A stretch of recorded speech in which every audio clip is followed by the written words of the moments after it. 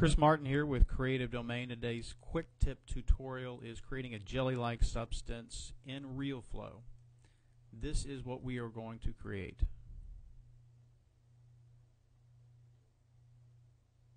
Let's play it again.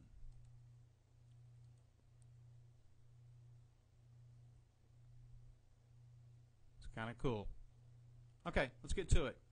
So we're here in Cinema 4D. I have a cube representing the room, and this is Extruded Text 1618 Designs, which is a company that I am a partner in here in Houston, Texas. There we are. I'm going to go to Plugins, Next Limit, Export. I'm going to choose a file path here. Make sure that all my elements are selected here and click Save SD File. Now we're going to go on over to Realflow, fire that up. We want to give our project a name. We want to give it a path.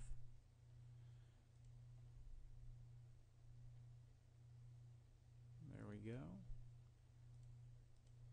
And create a new project. I'm going to import the SD file that I saved out in Cinema 4D. And here we go. We have our room and we have our logo. So for the cube, I'm going to make it a rigid body. And for the primitive type, I'm going to select mesh, and I'm going to say the collision side should be inside. Dynamic motion, no. For the extruded text, I'm going to click on the SD to curve so that I can move this object. I'm going to pull it up, maybe a little more, and give it a little rotation so it's not hitting just directly down. I'm going to put some gravity in here, and then I want to select the fill object emitter. Now I want to change this from liquid to elastics, and I'm going to leave most of this at the default. I'm going to change the resolution to 300. Fill object, I need to select the extruded text, and for the fill volume select yes. And you'll see that it fills up the logo with the elastic particles. So let's go ahead and save that. Now this is the important thing. We're going to run this simulation, but we don't actually want the extruded text being part of the simulation. It was just used as a filler object so that we could get some shape to our elastics. So I'm going to take this now and I'm going to make it inactive. And then I'm just going to run the simulation. Now if you'll notice, the elastics are actually keeping their shape, and they're falling right out of the polygons here, the extruded text.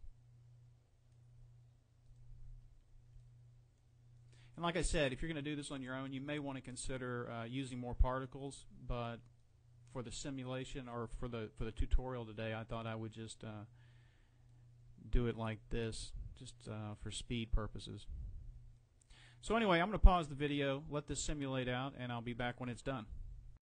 Okay, so we're back, and the only thing we did differently here is this particle interaction tab. We changed the distance, or the collision distance, down to 0.01 and the distance tolerance to 0.1, and that's because we were having issues with it coming down and deforming before it hit the bottom here.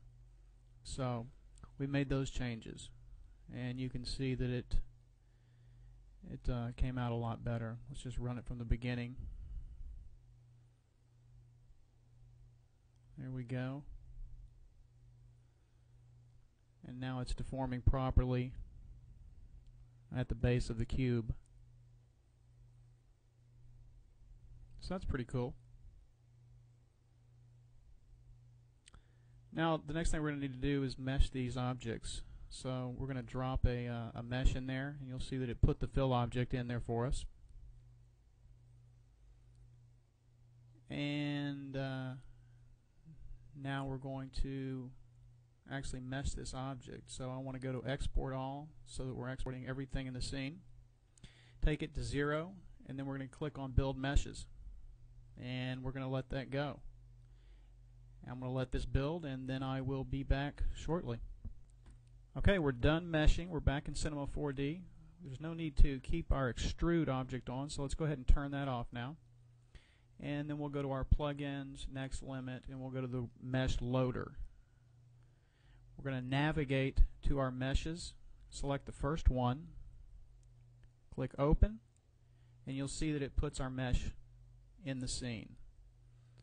Now I can't really run this through the timeline just because it's too heavy to do it that way, but I can render out a few scenes for you just so you can kind of take a look at what's going on here.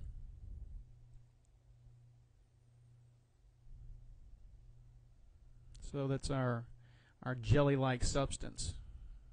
Let's run it through a couple more times.